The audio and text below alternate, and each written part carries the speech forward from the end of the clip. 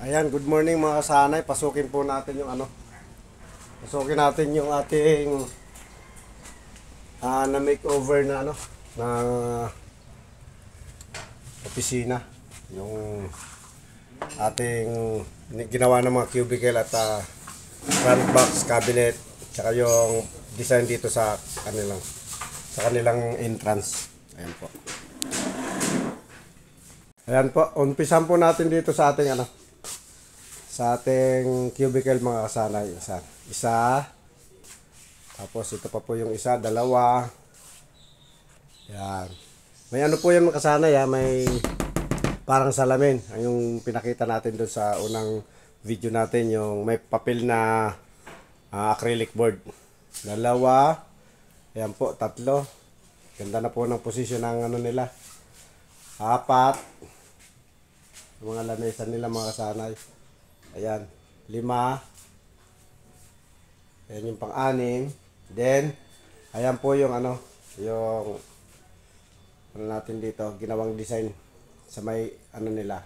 Parang entrance nila. Pinaliit lang po at nilagyan ng konting design. Ayan po. Bakal po yan mga kasanay. Bakal po ito. Ginawa po natin parang kahoy. Ayan po. Nilagyan natin ng konting mga parang buko para magmukha talaga kayo mga kasanay. Ayan. Tapos may kasama po yan na cubicle. Ayan. Ayan po. Cubicle, sorry po. Plant box. Tapos ang ilalim niya po ay open shelves. Ayan po.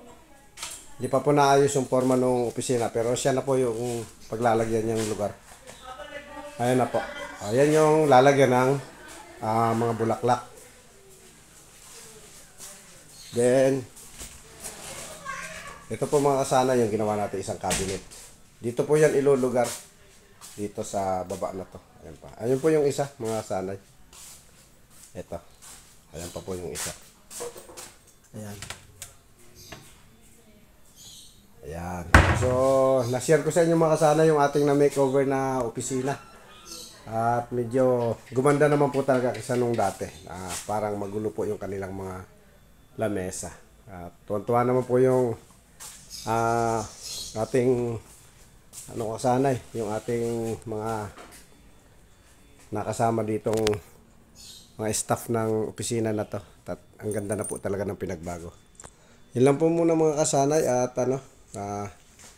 sana po nagustuhan nyo yung video na tong ating pag makeover ng opisina. Yun lamang po muna mga kasanay.